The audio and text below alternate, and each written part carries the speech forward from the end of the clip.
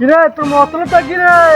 আর ভাবি ওই ভাই নাকি বলে কেসুনি খেলে বলে এতুলিয়া টাকা পাইছে। ওইটা তোর ভাইয়ের কথা টাকা পায় বাড়িতে আছে।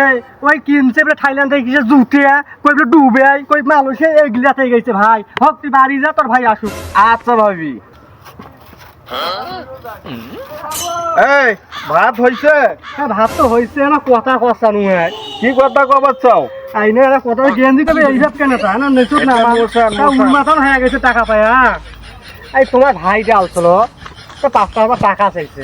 এই তুমি জানো না আমি কেসিনো খেলে 5 লাখ টাকা পাচ্ছি, একটা জুতা কিনছি জার্মান থেকে 2.5 লাখ। এই যে জার্মান থেকে আনছে আর এইখান থেকে কিনে এই আনছে। যে এটা আনছি অস্ট্রেলিয়া থেকে। হ্যাঁ। এই যে দেখছো চশমা আনছি কুয়েত থেকে।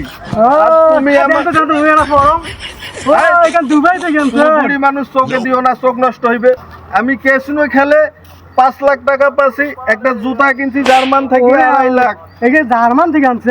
এই তুমি জানো না আমার এগুলা কিনতে আমার টাকা পয়সা শেষ, আমি আর টাকা কোথায় পাবো? আর তোমারে তো ভাই হয় দেন 5,000 দেন। এই 100 চড়াবো, আমার ভাই হয় মানে আমি আবার কেসিনোর টাকা ডিপোজিট করব, সেই টাকা আমি পাচ্ছি না। আর তুমি খালি বারবার ভাত চাই, তুমি ভাত না দিয়ে খালি ভাই ভাই করো। থাকো আমি চলে গেলাম। এ গোলাম তুই টাকা না উন্মাথা হয়েছিস, তোর আবার ছায়ের কুকুর ছাইতে আসবে রে তুই রে, বুঝছিস? তুই ওইভাবে তোর দশা, তুই উন্মাথা হয়েছিস।